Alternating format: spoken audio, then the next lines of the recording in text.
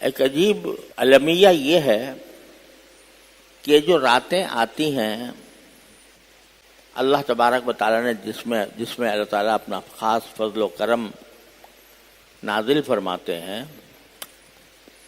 ان کا اصل مقصد ہونا چاہیے تھا کہ بندے اللہ تعالیٰ سے رجوع کریں اور عبادت میں اور دعاؤں میں یہ راتیں گزاریں. لیکن شیطان جو ہے وہ کبھی یہ پسند نہیں کرتا کہ مسلمان صحیح راستے پر چلیں، تو شب برات کے ساتھ بھی کچھ اس نے ایسی رسمیں جوڑ دی ہیں جن کا نہ شریعت سے کوئی تعلق ہے، نہ سنت سے کوئی تعلق ہے، اور نہ ان کا کوئی اجر و ثواب ہے، بلکہ الٹا گناہ ہے. مثلا پتہ نہیں کہاں سے شب برات کے اندر آتش بازی کا سلسلہ خاص طور پر ہمارے بر صغیر میں چل نکلا کہ شب برات کے موقع پر آتش بازی کرنی چاہیے. لوگ آتش بازی کا سامان لے کر فروخت کرتے رہتے ہیں، لوگ خریدتے ہیں اور آتش بازی کی جاتی ہے. بعض اوقات اس آتش بازی کے نتیجے میں محلے کے محلے جل کر راکھ ہو گئے ہیں.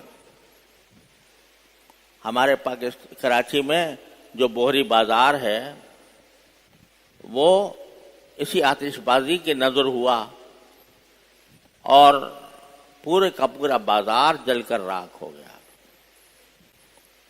یہ ایسی چیز ہے کہ جس کا نہ کوئی شریعت سے تعلق، نہ کسی سنت سے تعلق، نہ اس پر کوئی اجر و ثواب، بلکہ یہ الٹا گناہ ہے.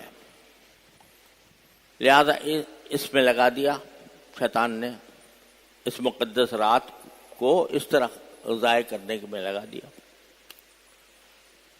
ایک اور رسم وہ حلوہ بنانے کی ہے. حلوہ پکا کر ساروں دنیا میں تقسیم کرو. اب اس حلوے کی نہ کوئی اصل ہے، نہ اس کا قرآن و سنت میں کوئی تذکرہ ہے، لیکن لوگ حلوہ بنا کر تقسیم کرنے میں لگے ہوئے ہیں. رات کے اوقات جو ہیں وہ اس کام میں صرف ہو رہے ہیں. تیسرے یہ کہ اس میں جلسے منعقد کر دیے جاتے ہیں، تقریریں ہو رہی ہیں لمبی چوڑی. اب یہ رات جلسوں کی اور تقریروں کی نہیں ہے. جلسے تقریریں یا جو کچھ اس کی فضیلت بیان کرنی ہو وہ پہلے بیان کرنی چاہیے. جب رات آ جائے تو یہ رات تو عمل کی رات ہے، لہذا اس کو جلسوں میں تقریروں میں ضائع کرنا یہ اس رات کی ناقدری ہے.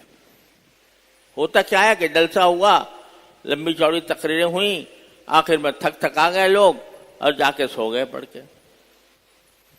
تو نہ اس رات کی کوئی فضیلت حاصل کرنے کا موقع ملا، نہ اس میں باری تعالیٰ کی رحمتیں متوجہ کرنے کا کوئی اہتمام ہوا، اور رات یوں ہی گزر گئی.